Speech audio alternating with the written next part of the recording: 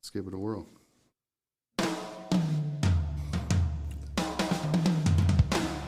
Okay, you guys, here we go. This is the Kern River Fly Shop Podcast. I'm your host, Guy Jeans, podcasting directly from the Kern River Fly Shop in Kernville, California. On this podcast, we discuss everything outdoors.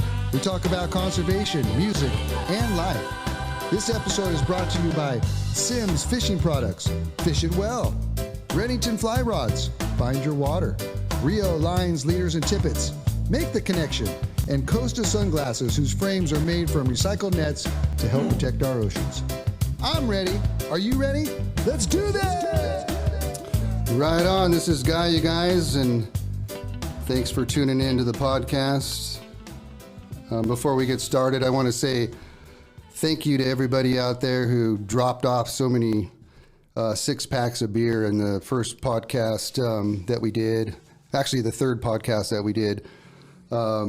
We talked about a guy coming into the fly shop and bringing a 6-pack of beer, and I talked about that. And then this whole last 2 weeks, we've had actually our both refrigerators are stocked to the till, and in the fly shop and in the podcast studio. So thank you very much to everyone who brought us beers, and you don't have to stop either if you don't want to.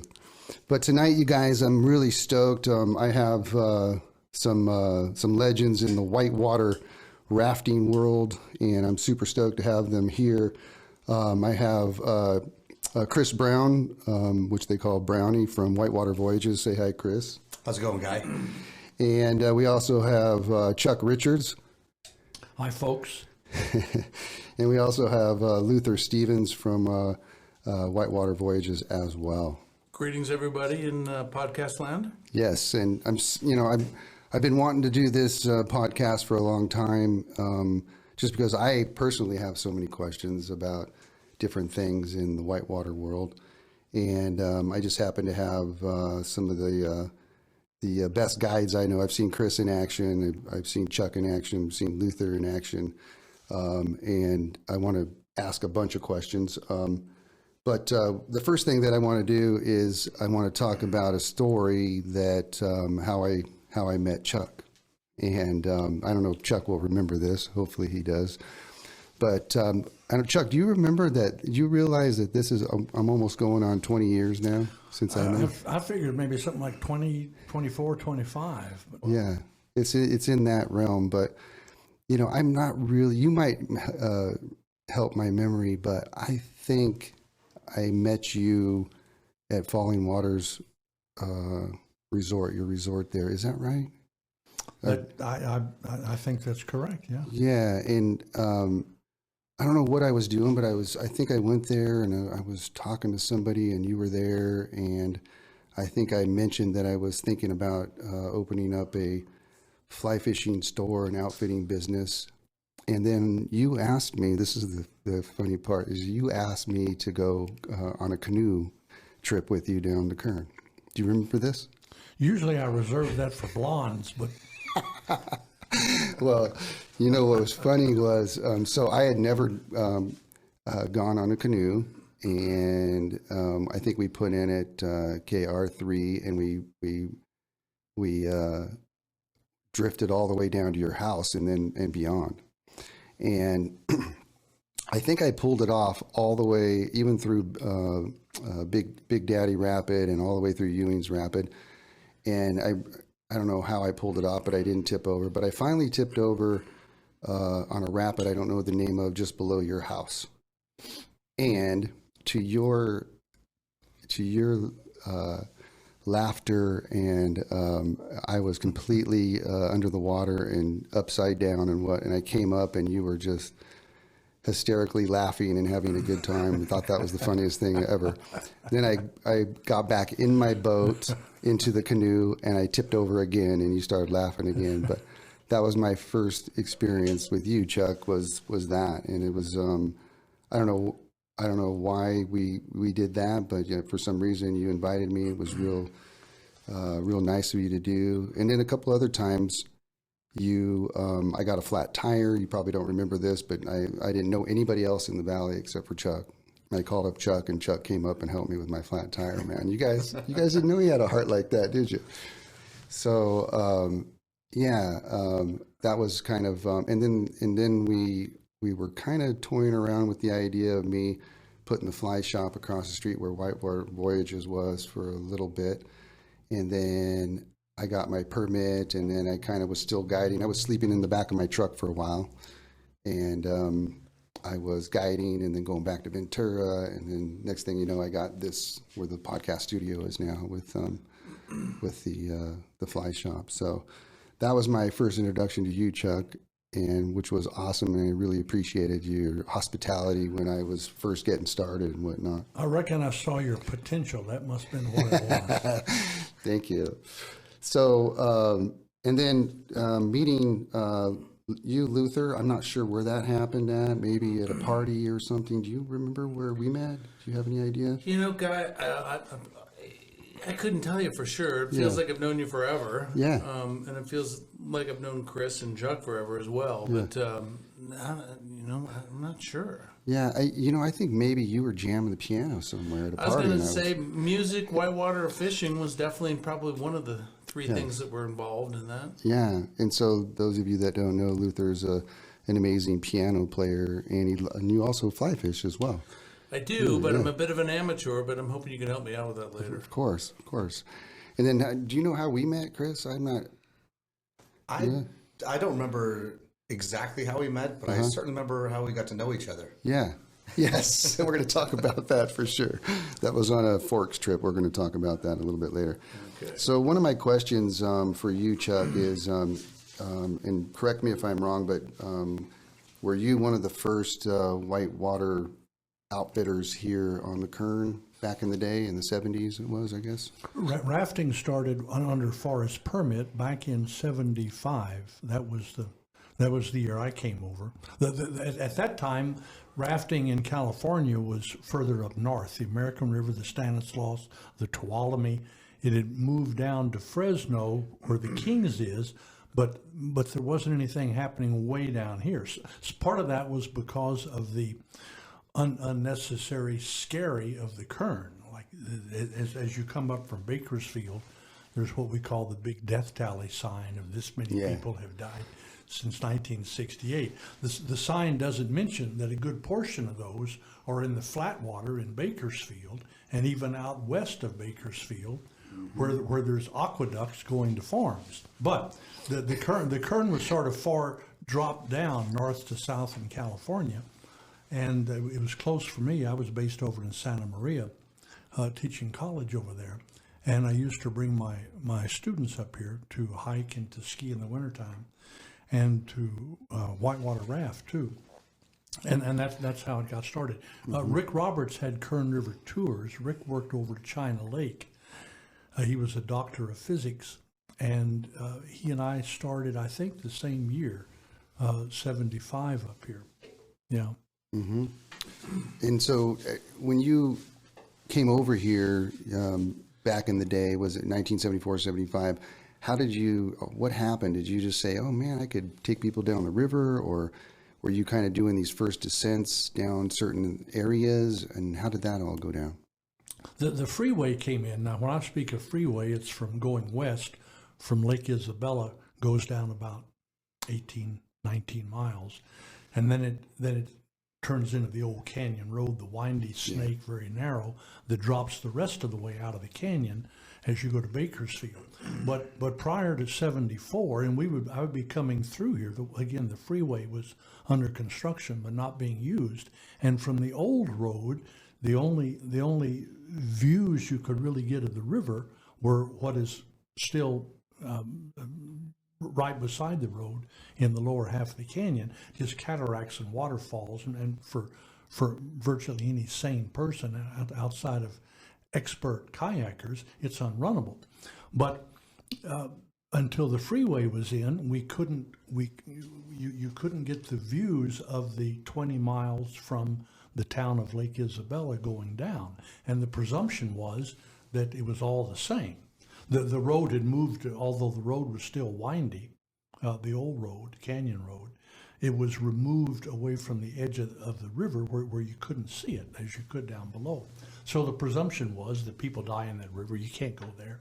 You don't want it. The freeway came in '74, and we were coming back from, I think, climbing the face of Whitney, I believe. We've been over in the minarets in the Sierra, some of my class and I.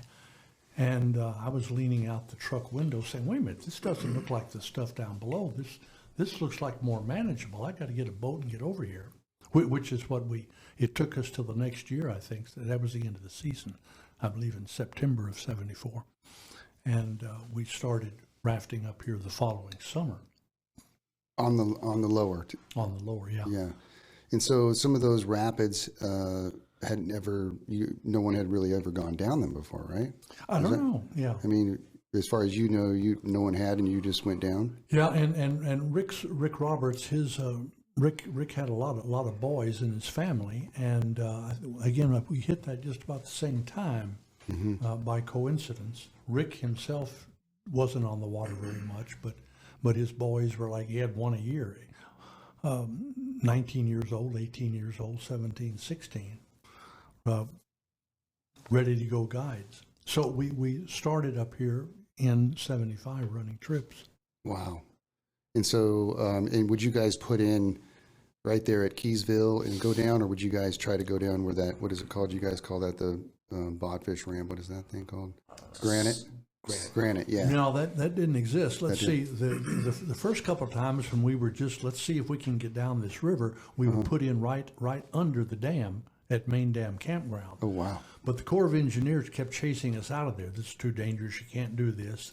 And we would drop down along the, go down about maybe a half a mile and drag the boats down the sand and go down on the Keysville Road. Okay. And several hours paddling would get us down to Miracle. We normally wouldn't do the whole 20 miles in one day, although depending on the flow and the speed, one could. Mm-hmm. But we would run the first day down to Miracle, Hobo Campground, and pull out. And then the next day we would put in there and go all the way down to Democrat. Interesting stuff. Really cool stuff. So, Chris, you kind of just you're Chuck's nephew. So how did that all go down as you becoming a river guide and that sort of thing? I mean, how did that? Well, nepotism can cut both ways. But I did my first trip on the Kern when I was, I think, 5 years old, sitting in the back of the old boy's boat with my grandma and my mom up front. And it, pretty much every year I would come out, at least for a little while, maybe a week or so, and spend time with the old boy on the river and get to play river guide or pack food or wash wetsuits or whatever else he could figure out for me to do for the week. Because generally he didn't like kids, but kids who liked Whitewater, okay, they're all right. How cool is that? So where did you grow up? So I grew up in New Hampshire. Okay. So when did you finally make the travels out here to the Kern and start living full time? So like I said, pretty much every year from 5 till I graduated high school, with maybe an exception of 1 or 2, I was out here for a little while. But 2 days after I graduated high school, I was on the Kern and ready to guide. Wow, very cool.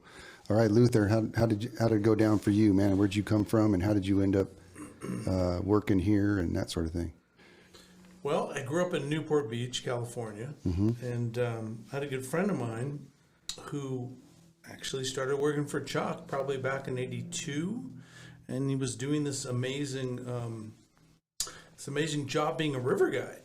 And he had actually studied at Prescott College in Arizona, and he had roomed with a guy named Mike Lane. And Mike told my friend, his name was Mike, that you should come out and do this really cool thing that I'm doing.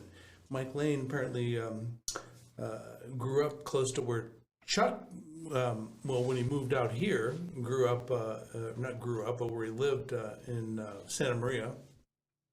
Anyway, went from Mike to me, saying this is going to be the greatest job ever. It's outdoors. You're going to love it. I was into surfing at the time, and it sounded super cool.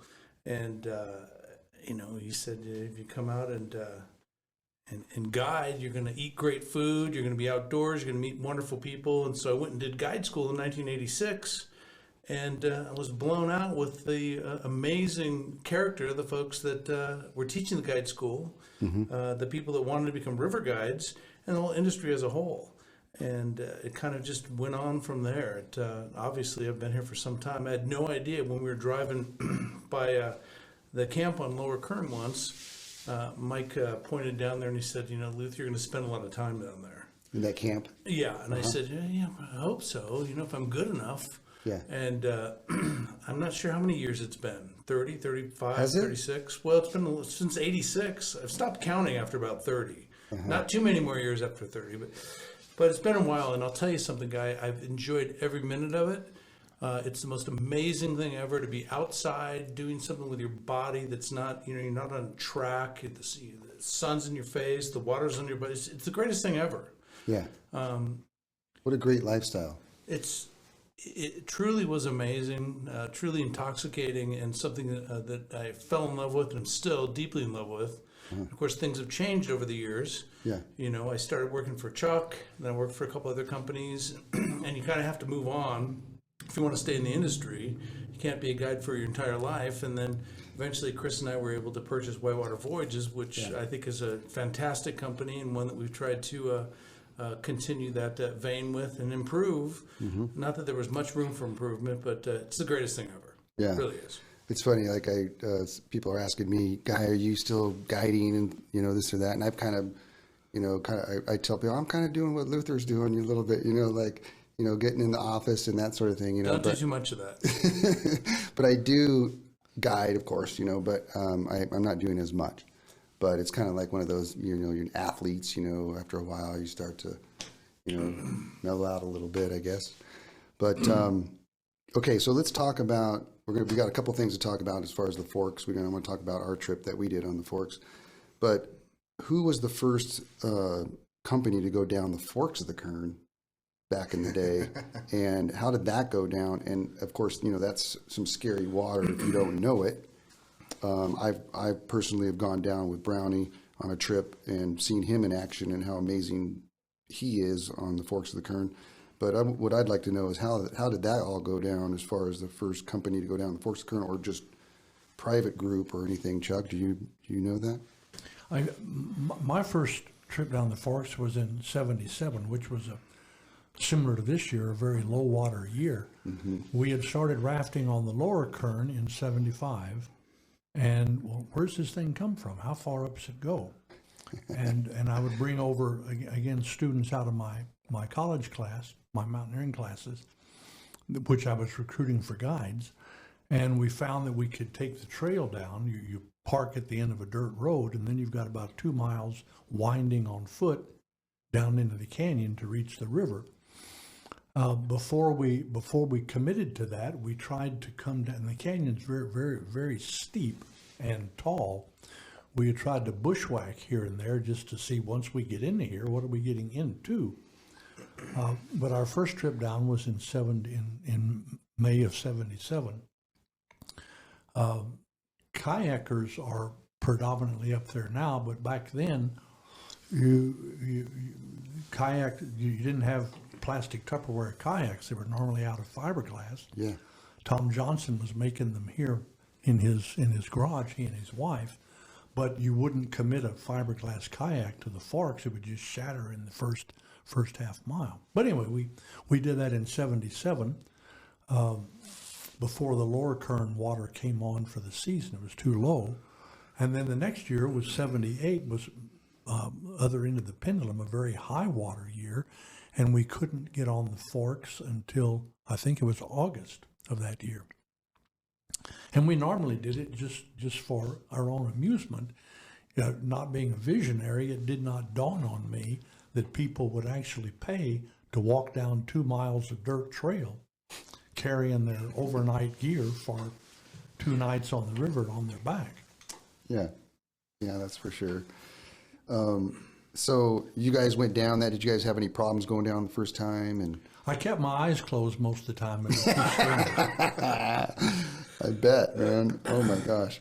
So I'm gonna we can talk about that story. So those of you that don't know the Forks of the Kern, it's where the Little Kern and the Big Kern come together, and it's the Johnsondale Bridge. If you go up roughly about 20 miles, is it? Not quite 20, but 18-ish or something like that. Yeah. Okay, so somewhere in there, from the Johnsondale Bridge, you go up, and that's where the Little Kern and the Big Kern come together.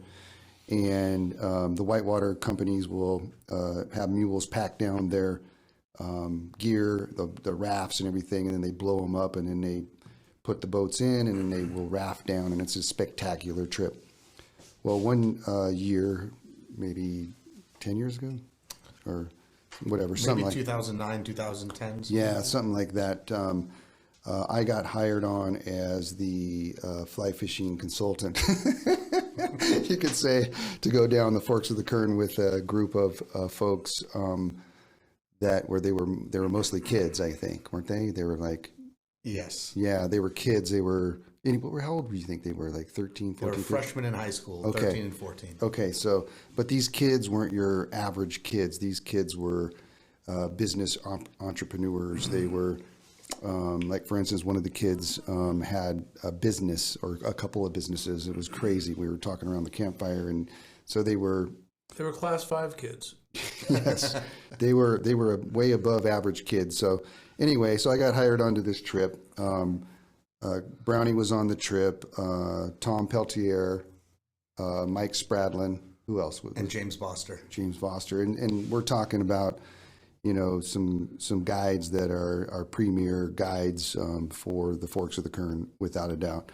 And I hadn't really, maybe I didn't really know you guys all that well. I mean, we knew of each other, I'm sure. Yeah. But we knew each other a lot better at the end. Yes. So the idea was that it was a low water. I think it was in October or something that we went down, and the water was real low, and we were taking IKs down, single IKs and double IKs, I guess. Yes. And so there was 15 of us or more. There was 14 or 15 guests. Okay. There was the 4 guides and you as the fly fishing guide. Yeah. So we strapped the fly rods all in the boats and in the kitchen and all this stuff. And so we're down there at the Forks of the Kern, right where there's a little island there where everybody gets together and gets all the boats together and everything. And I think Tom was the trip leader, maybe. Tom was the trip leader. Okay, Tom was the trip leader. And he says, Guy, you're going to go with this lady down on double, you're going to double up with her. And I think everybody else had single IKs, but for some reason I was with this lady who had never paddled before. It was strategery. Uh-oh. So it was very interesting. So it was pretty interesting. So like we'd be going down the river and we'd be coming on a rapid, and I could hear the rapid, real big sound and everything. And I would tell the lady, stop paddling, because I'd be in the back. And she'd keep paddling. So I think we took every rapid sideways, and we swam pretty much every rapid. And you had gotten pretty good at that with our canoe trip, 10 years prior. Yeah. So I was used to that. But anyway, so I don't know if the guides kind of did that as an initiation or what it was, but I sure got initiated that trip for sure. And I think a couple of the people had S1 virus or something. What was that? N1 something virus or something? Yes, that was during the swine flu Swine epidemic. flu, yes. So a 6-day trip down the Forks made it 7 miles in 5 days with a swine flu epidemic. Yeah, it was interesting. Well, this sounds like a nightmare, but was there good fishing somehow? Well, I don't think we fished that much. No, it was more survival than fishing. It was survival. It was absolute survival, and there was a lot of whistles. There was a lot of whistles. Yes. And Tom whistling, and I think pretty much life-saving type situations were going on, right? Well, there's fine lines all over. Okay, right. Anyway, so my respect for Brownie went way up because we all pulled over and we're having a tortilla, peanut butter and jelly type sandwich type thing. And none of the kids wanted to go through this one rapid. And so Brownie would take one boat at a time and go through the rapids and then run back up I mean, it must have been a blast for you. And then go back down a pretty gnarly rapid, I guess it was, And he would take all these boats all the way down and run back up and take them all the way down until we got to the bottom. And I was like, wow, this is pretty high class guides that we got on this trip for sure. I mean, I got to see, what was the guy that was carrying the kitchen? James go down the forks with full kitchen in a IK. Yeah, go down, and that was pretty amazing to see. Yeah, I had that kitchen the last day after the kids were gone and we were boating out, and I had to turn sideways at every rapid so I could just see over it. Yes. Yeah, it was pretty crazy. I think I made it about halfway. I only could go for like 3 or 4 days or something like that. You went out at Durwood too with the rest of the trip, except for, I guess, Tom Peltier, Spradlin, and I, who remained behind for day 7 of 6. So they hiked out of Durwood. Yeah. Okay. That's brutal. Yeah, it is. Yeah. And Chuck, I don't know if you remember when they were getting ready to take that guy's, I don't know if it was his permit away for having the Durwood camp down there. What was his name? When I first went down in 77, Durwood is about halfway down the forks of the Kern Stretch, again, deep in the canyon. And back in the 1920s and 30s and 40s, until World War II came along, it was a destination for a pack trip. You would pack in. The roads did not penetrate into the forest where they do now. You would pack in for 1 or 2 days just to get there, and then here was the camp. The camp lady was cooking, and you'd fish for how many days, and then you would. Anyway, it had fallen into disrepair. When I went down in 77, my topographic map showed there was a black dot, and there was some sort of a structure there, but it was all broken apart. The roofs were caved. There's several buildings. The roofs were caved in. The glass was all gone out of the windows. And I thought, gosh, this must have been some great place at one time. What was it? It was the same condition when I went down the following year in 78.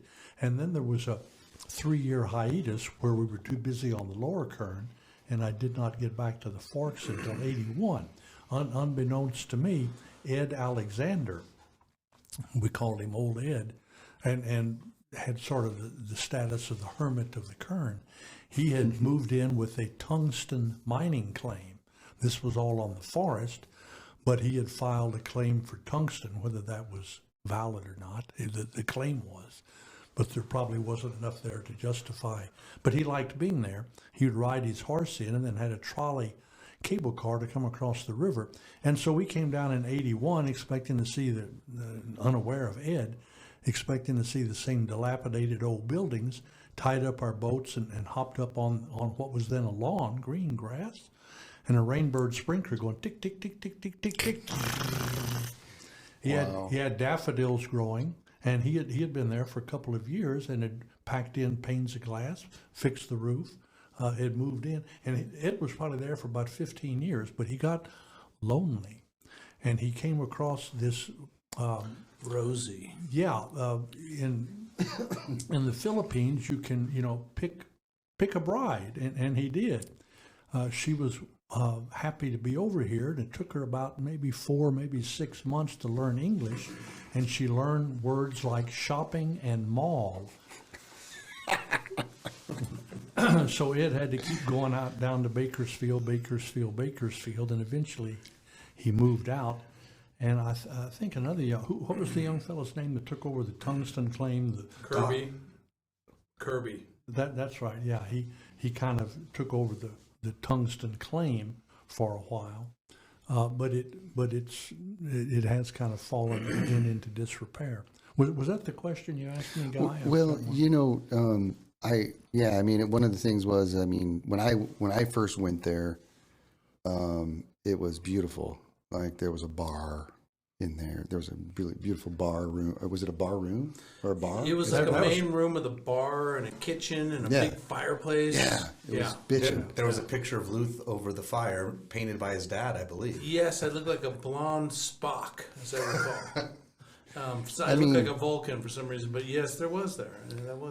Well, I mean, it was just, I mean, I remember he had like something coming off Durwood Creek. It was like a There was an aqueduct. aqueduct coming off water of there. Total irrigated everything. He had irises. And Yeah.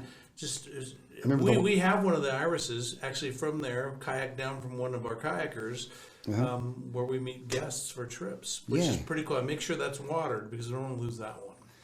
So, I mean, that was pretty amazing to be able to, kayak or raft to that spot and, be greeted by, I heard the guy was really cool too, I can tell you stories about him as well. Yeah. I was one of the first person, not that I'm going to go into it, Yeah. that actually rafted Ed and Rosie down the forks of the Kern. And Ed was an old man then. I mean, he was 85, something like that. Rosie was somewhat younger. But what we used to do was we would hike in via the pack animals and raft down gasoline for his generators and other things that would help sustain him. And then one year he said, I'd love to see this stretch of river that you guys keep going on. And that's probably a story for another podcast, but it's an amazing story. Yeah. Because they were in my boat and you didn't want to injure a legend. Sure. Not that you want to injure anybody. Yeah. It's just a great story. But so much history up there, it's incredible. So when I guess the Forest Service was saying, hey, we're going to, or something, the claim had ended, Chuck, or something, and you had come to me and said, you need to get that place. And I was like, I don't know if you remember that, but you actually came up to me and said that. And at the time I was like, I didn't really know what it was and how amazing it was. And oh my God, I would die to have that place now. In retrospect, boy, what a move. Yeah. That would have been. Oh my God. What a place. So anyways, I just wanted to touch on that and how amazing that place was, the Durwood camp for sure. I've been back a few times just fishing and hiking in that area, and the fishing, of course, is world class there. I want to touch on a couple of things that you guys might be able to help me with, and that is, how do these rapids get named? And were you responsible, Chuck, for the naming of some of these rapids? And what's funny is rafting guides will start talking, oh yeah, you were up by, Oscar's Nightmare when I saw you, or this and that, and I have no idea what they're talking about, but now I do, of course. But back in the day, I didn't know. And so how did some of these, did you guys name any of these rapids? Or What I would say is that rapids are named kind of like mountains. Once they're named, people remember those names. They don't change, very, very rarely. And the other thing I would say is that a lot of the rapids on this river were named by Chuck. And on that point, I'd hand the baton to the old boy to give you some stories on that. When we started rafting in 75, again, it was me and my adult students out of Santa Maria, and then Rick with his various sons. We knew each other, but we didn't hang out because I'm in Santa Maria, he's over in Ridgecrest. But it was common, and this is on the lower Kern. I know the first several times we went down, I named, this is the main rapids, which are now White Maiden's Walkaway. I was calling that number 1. That's where the river disappears from view for the first time.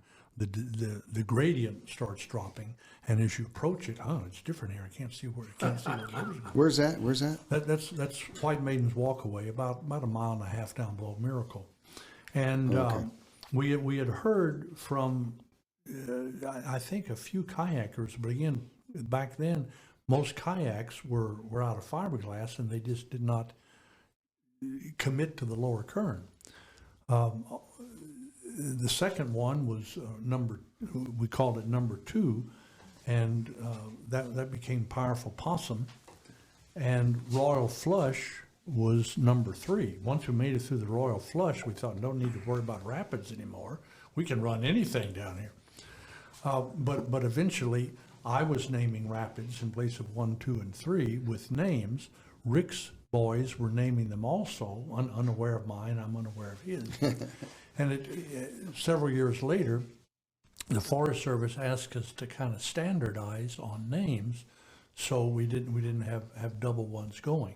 For instance, the Royal Flush, I think Rick's boys were calling that No Chance, And actually, you did have a chance because occasionally we get through it. Powerful Possum. My name was Dead Man's Curve. Yeah. I like to think that I was a little more erudite in the names. I was a little more scholarly and skilled, and Rick's boys were 15, 14, 16 years old. False Flush, just above the False Flush, my name was known as Preparation H by his boys. Oscar's Nightmare, I didn't really have a name for that one. That's on the first day of the Lower Kern. I believe they had a fellow named Oscar who apparently had a startling experience that they could all laugh over, kind of like Guy in the canoe. But anyway, we had now on the Upper Kern. Those are mostly kayak names because while we were focused in the late 70s on the Lower Kern, we would raft on the upper as the water started rising from snowmelt in April, early May, before the Lower Kern was turned on for irrigation down in the San Joaquin Valley. So we'd be on the Upper Kern, but we would normally say, that rapid at Camp 3 or such like that. But kayakers, the commitment wasn't as great for kayakers on the upper. They were right beside the road, where on the Lower Kern, once you get in, you normally have to go several miles.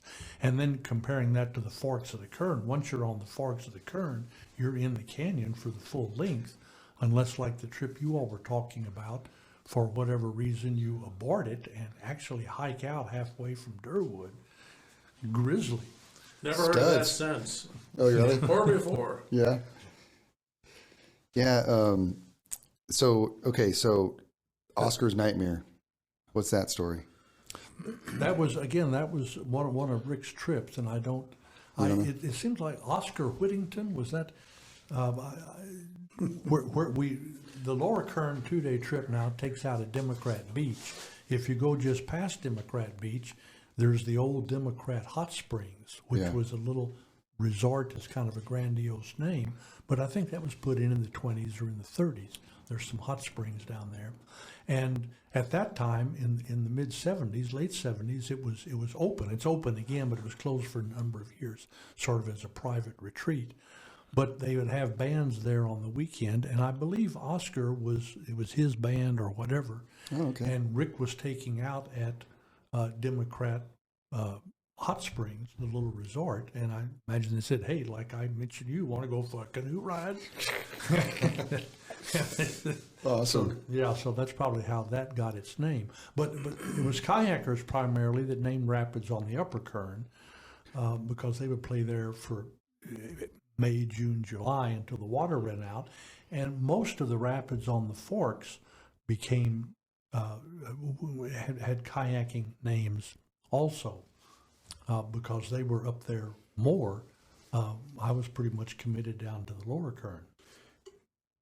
Okay, so I got to tell you guys, you guys have probably heard this before, but I row people down and fish, and I have a little outcast boat that's made by air, but one day I had this lady, and I'm sure you guys have heard this before, but I had this lady and I put her in my boat, and she's also, Guy, we're going to go down the river, and does it come out like right here where we started? Have you guys heard that one before? Oh, never. Every year. Yeah. Do you really? I mean, that's just crazy. Anyways, do you guys have any funny stories like that you guys can tell, or you remember, or great experiences or people or anything that you guys can remember back in the day? I'm sure you guys do. I used to have fun on the phone when, and Luth brings this up every once in a while. Back in the 70s, when I was answering more of my phone calls before I was on the water every day, I would frequently have, rafting was new. Sunset had the Kern rafting on the cover in 1980, and the popularity just exploded. Oh, nice. The main story of the Sunset magazine, I think that was April of 80, was where to go rafting in California, and it had the whole map of California with all these little rivers highlighted up around Sacramento, and then this big void, and boom, here was the Kern. And the phones just lit up for days on end with everybody in Southern California wanting to come here. But I'd frequently get a question like, Mr. Richards, do you have special prices for children? And my response always was, no, ma'am, but if I did, it would not be less. Nice. Which echoes the fly fish trip you all did with the 13 and the, yeah. That's a good one. What about you, Chris? You got to think of anything back in the day, or? Well, one of the great things about whitewater rafting is it's all about memories. I mean, that's essentially what you're doing is just making special moments with people. So it's a great thing, but you get everything. The question you were talking about, we get that all the time, and I even had a lady once, and this is why you don't shine people on as much. So we start here, and do we get off at the end? And I said, yes. The Kern River is the only river in the world that runs in a circle. It's shining her on, and she looks at me dead in the eye and she goes, oh yeah, I remember reading an article about that in National Geographic. And I shut up about it the rest of the day. Yeah. What about you, Luth? Anything? Well, I've heard all those stories over the years. Yeah. Are we going to end up where we started, which eventually you are, but not in a circular fashion. Yeah. And how deep's the river is another great Yep. one. Mm-hmm. But the bottom line is, and the way that I feel about it is, all the people who come up here and do this kind of stuff are folks that are trying to get outside and enjoy the outdoors and Mother Nature. And it's just outstanding that they've made the effort to get here in the first place. I'm sure you feel the same way about fly fishing. Oh my gosh, yeah. And the rock climbing, hiking, just getting out is so key. That there's a lot of funny stories, but in the end, I'm grateful for and have a lot of respect for everyone that's made the effort to put down their phone, get away from the television, just get away from everything and get out and move in the outdoors. Absolutely. So, and that's kind of what we do. So a lot of funny stories. I've seen people that were afraid of butterflies. Like, it's going to land on me. I'm like, oh, this is a great thing. Yeah. Millions of stuff like that. But in the end, I just smiled to myself and realized that we're doing such a great thing. We love what we do, and it's an environment and experience that you can't replicate. Yeah. So you guys, of course, know Starter, and Starter worked with me for many years doing the cooking on my 4x4 fly fishing trips. I had dinner with him last night. Yeah. And so he turned me on to the pig bear. So I have a blast with the pig bear for many years. I had a group of folks that had never experienced the wilderness ever. And, the tents that I provide on my trips are 10 by 10 by 7 feet tall, right? Wow. And they have a cot in there and a pad. And it's just really comfortable. And these 6 guys came up from Beverly Hills. They were, well-to-do folks, and they had never experienced the wilderness. And they were so scared at night that they put 3 of those cots in one tent, and 3 in another tent, and they slept with the light on. So, of course, around the campfire, I'm like, hey, you guys ever heard of a pig bear? And so, I would dress in black, of course, and I would do the big can and make the sound, wah, wah, wah, and have a blast. But the cool thing is like, what was interesting about that trip is these guys had never experienced the outdoors before. And so it was like, I was like this ambassador on another planet. And so I'd be walking down the trail, and they'd be like, guy, don't get so far ahead of me. Don't get so far ahead of us. And I'd be, I'm right here, you guys. I'm right here. And it was just really fun just to experience that aspect of, almost like being on another planet. And these guys had never been to this planet before. And here we are, in the forest. And it was just cool, man. One of my favorite things has always been, we get a lot of clients that come up from LA, and it's the big city and it's marine layer, and they don't see the stars. And having them down at Lower Kern Camp, we're kind of high desert. The sky is beautiful at night, and people, they just trip out on the majesty of the sky without light pollution. Because it's something that, few people see anymore. Mm-hmm. They're either coastal, they're in a town, there's street lights, there's things going on. But just like sit deep in the outdoors and look into the sky, it's an amazing human experience. Yeah. Just, being in the outdoors for me too is I've met some of my best friends through the outdoors and fly fishing. Met some other significant others possibly through that, as well. And if you guys have through that as well. But, it's just, it's an amazing thing to be able to do what we do. That's for sure.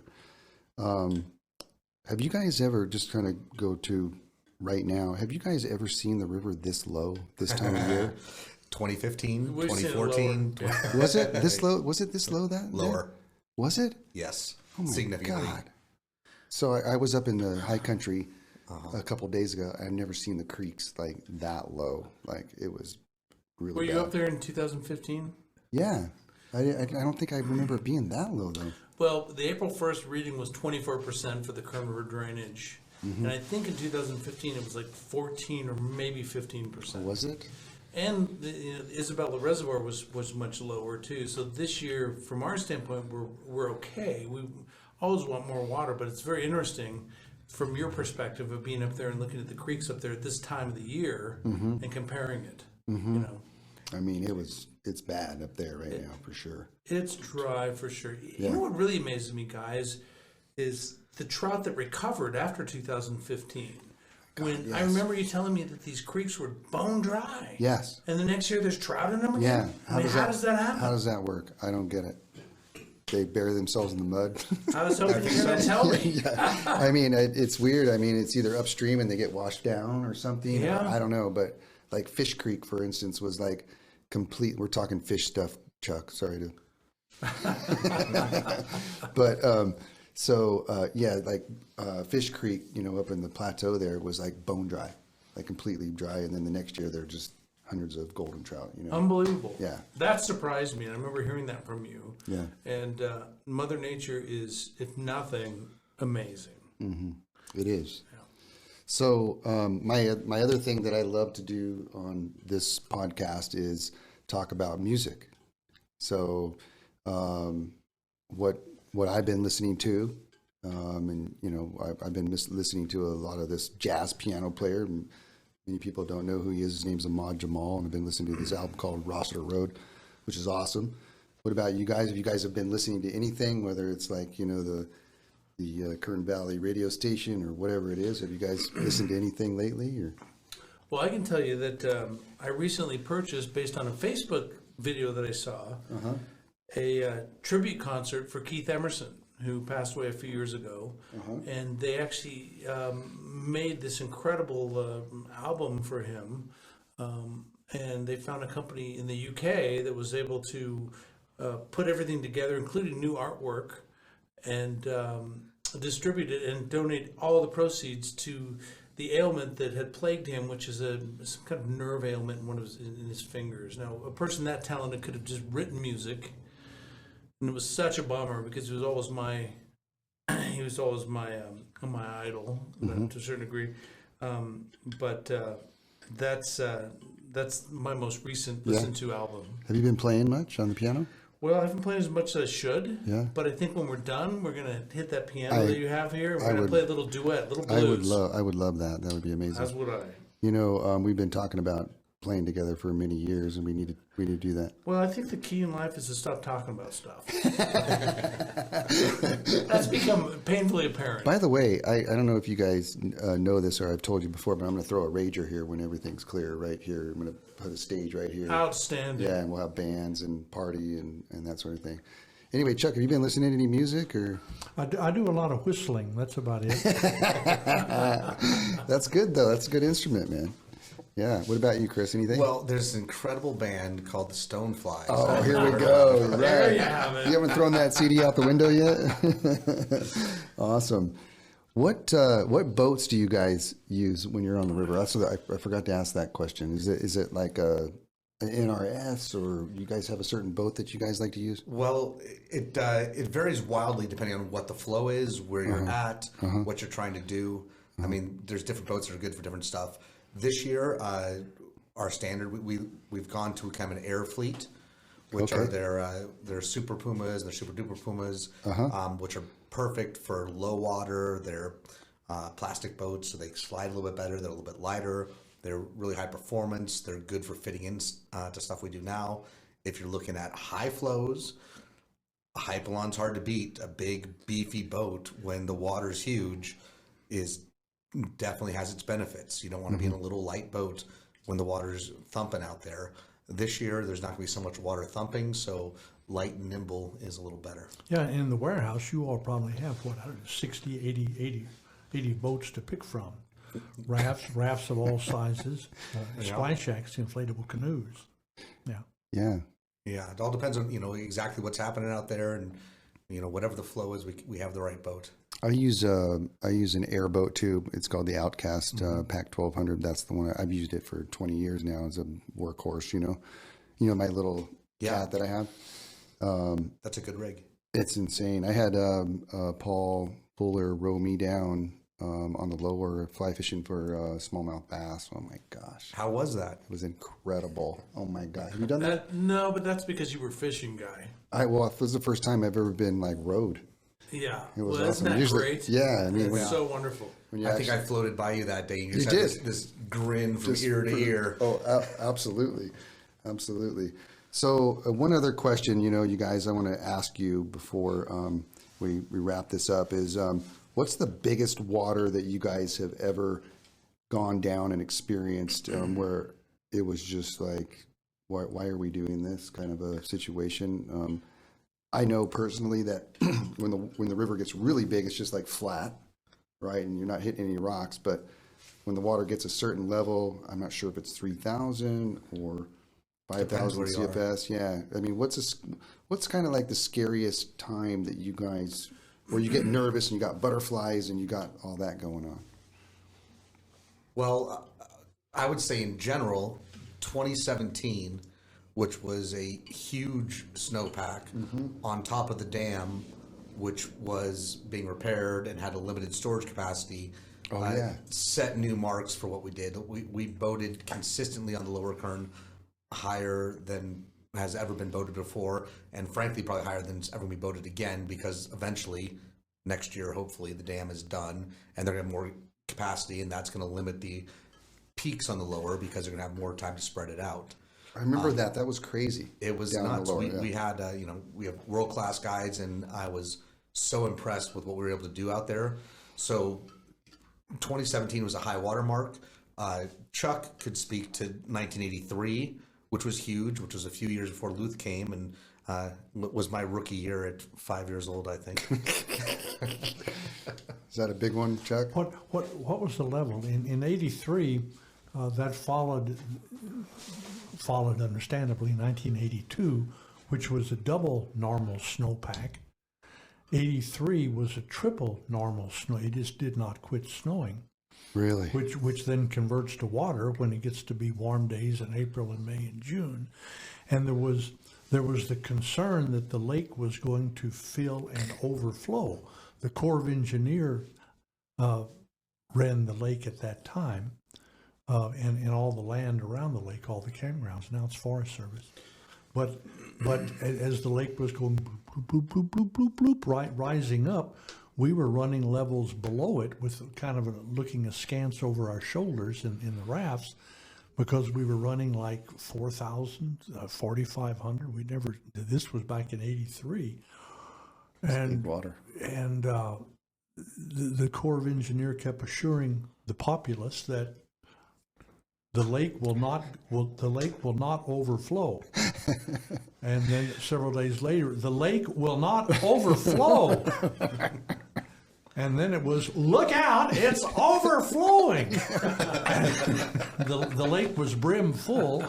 Matter of fact, it was so full, it got 7 foot deep in the spillway coming over the lake. Wow. You could stand on the bridge, the bridges for you between at main dam camp.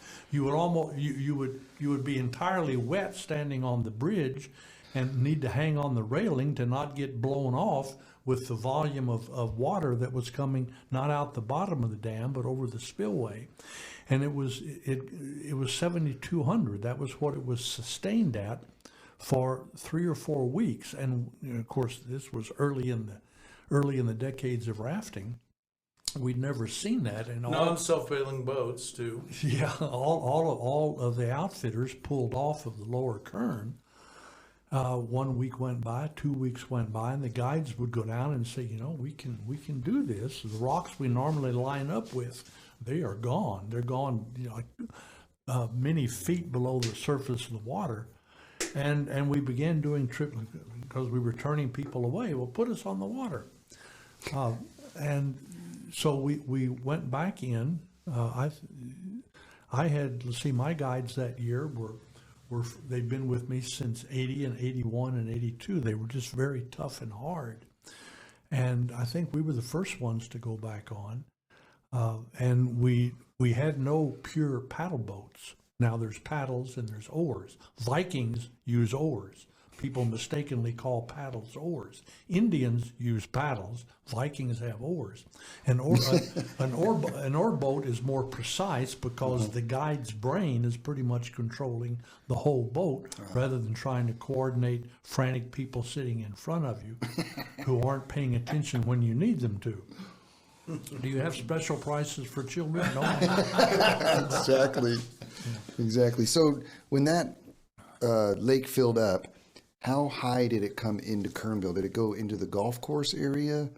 Like, do you remember? Like, was it the bottom of the golf course, closer to the lake? The water was backing up as the lake would get deeper and deeper and deeper. Yeah. And higher, it would back up towards Kernville, and Yeah.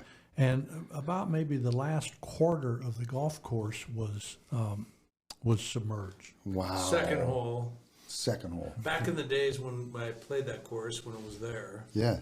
And then whatever hole was adjacent to him and a little further back. But yeah. Yeah. Interesting stuff, man. So over the years, Chuck, Kernville, what have you seen change, if anything? Look, this was not all my fault. Got it? I mean, have you seen like when you first started here in the 70s? I mean, some people tell me, "Oh, Kernville hasn't changed," and just since I've been here, I've seen change. Small change, but a lot of stuff is still the same. But I mean, Chuck, going back from the 70s until now, what have you seen that? The primary, back then when we came, understandably, the primary outdoor stuff here was camping, was fishing, and just bringing your family up. And when we first, I remember one of the stores down in Isabella, me and hop in to get supplies to go on the river, and I remember a lady pulling her young children away. They may be 10, 12 years old. Stay away from them. They're crazy. They're going to die. And an old geezer, of course, to me at that time, I was in my early 30s, an old geezer might have hit like 48 or 9. I've since had Oh, we're all little geezers. yeah, reassess my age stuff. But I remember one old fellow said, "Well, son, you couldn't pay me to go on that river." And I said, "But see, that's not the way I do my business. I don't pay you to go with me." But nowadays, Kernville and the river attracts more young, frisky folks, where that just wasn't it. Yeah. Now they're coming up here to paddle, to rafts, kayaks, to fish with you all, to climb. Yeah. Like fly fishing just wasn't a sport back 50 years ago. Yeah. Up here. Yeah, isn't that interesting? Yep. I kind of felt like when I first came up here, I don't know if I've told you guys this story. Chuck was very welcoming, but I was kind of like this kind of outcast, coming in. What's this guy doing? With the fly fishing business and stuff like that. And we all talk about like just going for it and stuff, and I just didn't listen to anybody and just kind of went for it. Kind of what you did, Chuck. And just kind of went for it and started the biz and went for it. And let's talk about your guys' business. I mean, Whitewater Voyages, that's a big step, buying a big business and, employees. And Well, Guy, what I would say is that your whole description of just going for it damn the torpedoes type thing is really one of the key things to any inception of any success. With Chris and I, was relatively easy in that we both knew exactly what we were doing. Right. And it was one of those situations where if we purchased the business, and these businesses do not come for sale very often, we could immediately just kind of hit the ground running and continue to do high quality trips. But in what was it, 2014? Is that when you guys got it? Yeah, That was our first year. Yeah. Well, you know, Bill McGinnis, who had owned the company for many years, did a tremendous job, and just I can't say enough about him and the group of folks that were working for him. He finally decided, listen, I want to sail and I want to write books, and Chris and I, probably more Chris than I, said, here's the opportunity I've been waiting for my whole life. Boom. I just remember him wandering around with a clipboard. I don't know why that is in vision in my head. Yes, he had a clipboard, and he's writing notes, and before I knew it, we kind of worked something out and purchased the business, and kind of basically took the baton, essentially, and continued down the road because it was already such a great thing. You know, our responsibility was to just maintain that level of customer service and excellence and all that stuff, and it was pretty easy for us. But you still had to have that go for it attitude, right? Know, kind of the damn the torpedoes thing, because what could happen? We could have a low water year, you have a high water year, you have enough people, you know, you have all of these things that a lot of people don't think about come into play, and if you are paralyzed by that, you'll never make anything happen. So. The other thing too is like adaption. You know, like I know when you guys had with that first year, right? The low water year, 2 years. Yeah, well, the 2 years in second a year row. was the most heinous year in 30 some odd years of ever being here. 2015, brutal. And so you guys adapted and did some other things, right? What did you guys do? Well, you have to have smaller boats, and you have to not pay yourselves, and you're basically running a machine that is still going. Yeah. And then the amazing thing, the most amazing thing from that year of super low water, of anything, and Chris and I were worried about keeping our employees motivated and happy and all this stuff, was I think that our theme was that, you know what, you come up here and go boating with us, it's not going to be big water, but it's bound to be a better day than you would have certainly in your office down in the Bay or the LA area, or the Bay Area for that matter. But people were stoked. Yeah. They were so stoked to get out and go boating. That was an eye-opener for me, a huge eye-opener for me. And I really felt like, and I felt like this ever since, frankly, I felt like it before, that we're almost doing a service to humanity by offering these things that people can do that you can't do anywhere else. The bottom line is, get away, go to places that are still pristine, whether you're fly fishing, whether you're whitewater rafting, and hopefully these industries, I can't see them doing anything more than prospering and growing, and have a wonderful experience and just rejuvenate, you know. The whole concept of recreate, for me, you know, the base concept of that word is recreate, and that's what we do. So, you know, over this year, you know, this last year with COVID and whatnot, would you guys do okay? Like, was it okay for that period? Were you guys hanging in there? This was, I mean, and for everyone globally, really, it was the strangest year ever. And we pretty much, when things shut down in March, we systematically nuked our season going forward. And it was really interesting how it happened, because when it first happened, we were actually down with you at the Fred Hall show down in Long Beach, and the first day we got there, Long Beach declared a state of emergency, and we kind of looked at each other and, okay, well, we're going to the Long Beach Convention Center in this giant city. Thousands of strangers are going to pour by us every day. Okay. Right. So, you know, fast forward a couple weeks, and it's the 2 weeks to slow the curve. And I remember at that time I was talking to Luth, and Luth and I have a really good business relationship. I mean, it's rarely you meet your business partner when you're 9 years old, but I did. And we balanced each other very well. So he had kind of a long view on this, and I was like, well, you know, we're shut down for 2 weeks, but you know, let's start booking trips at April 15th. That's a good day. We'll pick April 15th. It's going to be a weekend. That's a good day. That gives us like a month of things shut down. I mean, it can't be shut down more than a month. About the first week of April, okay, let's reassess. All right, at that time, like, well, Memorial Day. Memorial Day is the day. That's, things can't be shut down past Memorial Day. There's no way they can be shut down past Memorial Day. We get a little bit closer, and at this whole time, Luth is like, well, I don't know. We get probably late April. At that point, it's obvious that we're not opening Memorial Day, and that's when I was first like, I wonder if we're going to have a season this year. Mm-hmm. But eventually, we opened up by I think the 19th of June was the first day that we ran a trip last year. At that point, the Upper Kern was done for the year. It was, a low to moderate snowpack year, but the Upper Kern was done. And then we went on the Lower Kern, and we ran the second day, which is Class 4 and awesome, for about a month. We ran the first day, which is Class 2 and a beautiful float, for about 2 months and a week or two. And in that time, we completely limited our trips. We, changed the way we do things, but everything we had sold out the rest of the year because people were just desperate to get outside. Right. And it's like what Luther was talking about, like what you're talking about, is that there's magic on the river out there.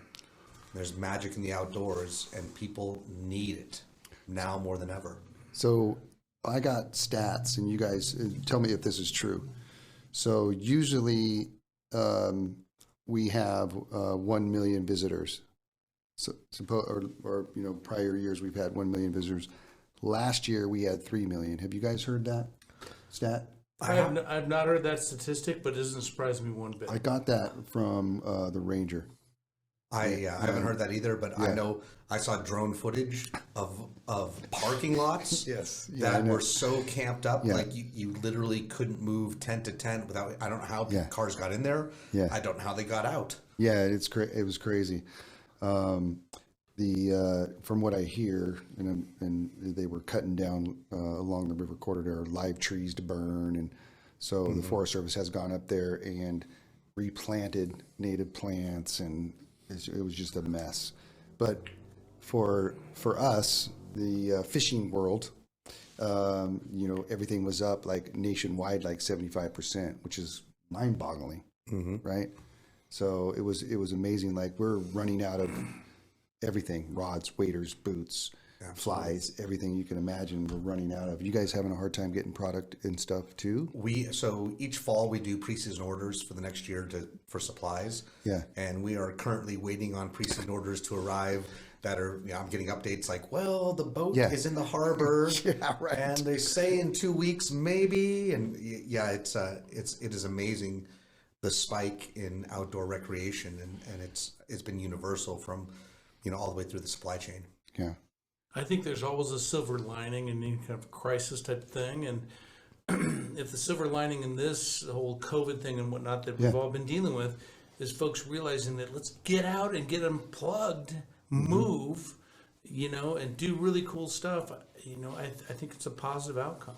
Yeah. I really do. And so many people decided to just drop in and go camping and whatnot, and that's great. And rafting and fishing. Oh, man, it was unbelievable. But it's so healthy for everybody. It is. And based on that, I consider that to be the silver lining. Yeah, absolutely. I've never seen it. So many people along the bridge is the 20-mile section. I've never seen, last year it was unbelievable how many people were there. Chuck, it's so great to have you here, man. So it's so good to see you here and talking to you, man. I'm serious. It's so great. And Luther, thank you for being here. Brownie, amazing, you guys. I'm super stoked to have you guys here and talk with you guys. I'd love to do it again sometime. I'm sure there's lots more stories from Chuck. Oh yeah. But thank you very much, you guys, for being here. I appreciate it, and I appreciate you guys all out there listening to the Kern River Fly Shop podcast. And we will see you guys later. Say bye, you guys. Adios. Aloha.